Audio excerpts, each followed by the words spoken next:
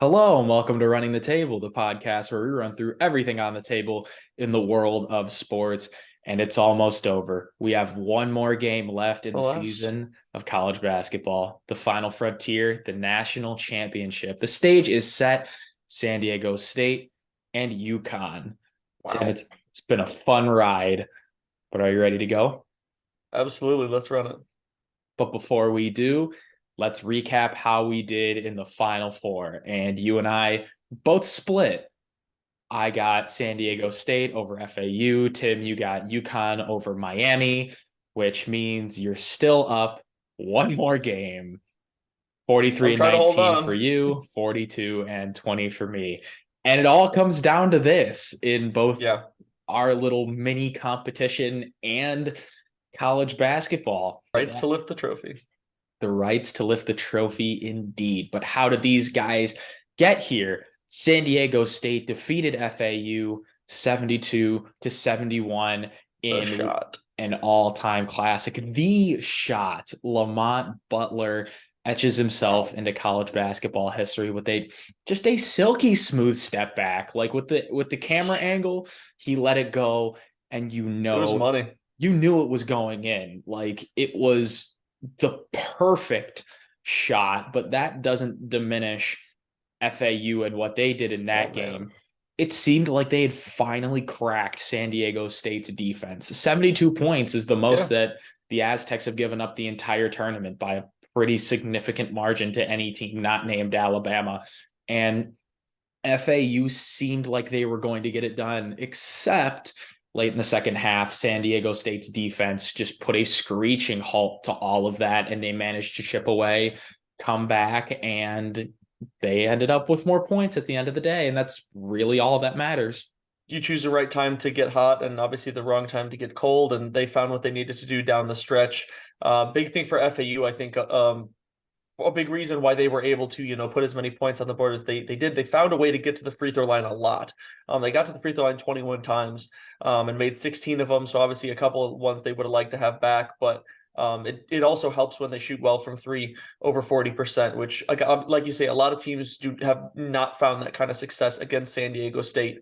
But a ton of credit to them. Obviously, the run that they made as about as improbable as you can see out of a lot of teams that we've seen recently make the Final Four, and to be one shot away from a national championship in the tournament that you got your first win in program history in. The storylines for them are endless. They have a really impressive team. Love the everything they did. Were super fun to watch. But obviously, like we said, one team had to make history that day, and the other team had to go home. So San Diego State found a way to get it done. And like you said, that shot, Lamont Butler wasn't even having like the grandest of games. That shot only put him up to 9 points on the game. So you talk about clutch, like when you're not feeling it, and to come up and hit that shot when he did, it's really impressive. And they had a timeout. They just let him go. They let They him go down the put court, the trust in his hand. do his thing, and 9 points. The final two are the ones that matter the most. And to Yep. your point about FAU, what a run from Dusty May. What a run from his guys. They were a popular pick to get beat by Memphis in the first First round. round. And they made it about as far as a 9 seed has ever made it in this tournament. It was absolutely improbable, absolutely impressive, and hats off to all the guys at Florida Atlantic. But one team had to move on, and that is San Diego State. But they will be facing UConn, who defeated Ooh. Miami 72-59. It wasn't quite 15 or more, but it was pretty darn close. UConn was very clearly the better team. Danny Hurley and the boys game planned very well for what Miami had to offer. Granted, Miami didn't quit when they got No, down. They definitely clawed not. back. They clawed back in the second half, but then UConn just pulled right back away. Jordan Hawkins, his performance, even though he only scored 13, the flu game for him, it seemed like it was a question of like, was he even gonna go? Which is crazy in that circumstance that he Yeah, and was he still able to put up go, really solid numbers. Yeah. and he made shots that nobody else on the court on that particular night could make, and it was awesome. Adama Sanogo was shooting threes. 2 for Caravan was 3 shooting from three. threes. I was like, Oh boy, that's you talk about UConn at their best. If you've got Sonogo shooting 66%, obviously in a small sample size, but if you get 2 threes out of Adama Who Sonogo in a game, cares what the sample size is? yeah, if you because then he starts playing like a stretch big. How do you defend Sonogo as a stretch big? You don't. And then you Yeah, prepare for Donovan Clingan down low, who had himself a game. He seemed like he was absolutely everywhere. But what UConn did so well was prepare for Miami's offense. What Miami likes to do is attack the rim, either get an open lay, and if it's not there, drive and kick outside for three. yeah. The threes weren't falling, first of all. They did not shoot very well, not just from the field, but from three in general. And then when the Canes Let's just say guards they did had get the to the guys that were lane, on and the guys that were off. They had some 3-point shooters that were still shooting pretty well, but the rest of the team was really, really off. yeah, and when the Canes did attack and drive the lane, it seemed like 4 or 5 UConn Huskies were They were just there. right there, clobbering them when to get to the lane, which is exactly what you want to do. As fun as this ride was, and as much as I wanted to continue, I mean, all hats off to UConn. This They play seemed the like a superior game. coronation almost to me because UConn has continued to trample everybody in their way. Whew. So Yeah. I don't think there's much more to say other than what a fun run it was for Miami. The best season in Canes college basketball history. Yeah. Coach L and the boys did they took it one step further than last year. Last year was really improbable. That was really fun. They went one step further and made it to the Final Four. And now that is, Hey, one step further next year, they'll find themselves in the Natty. So if they oh can keep that boy. trend rolling, but But I'm not sure with the guys that are departing. We don't yeah, know who's going to be hard back. hard to keep up And teams like that. Yeah, And that's the fun thing about college basketball. A sustainable program can get back, but some teams that are just kind of flashes in the pan and lightning in a bottle that you just sort of catch, you just enjoy the ride. You're not sad because it's over. enjoy them while you got them. You're happy because it happened. So, with that being said, San Diego State, UConn, one more game for the rest of your life. Tim, who are you picking? You know, obviously with the way San Diego State's defense has been playing, obviously they are a force to be reckoned with more so than anyone, including myself, could have ever necessarily seen.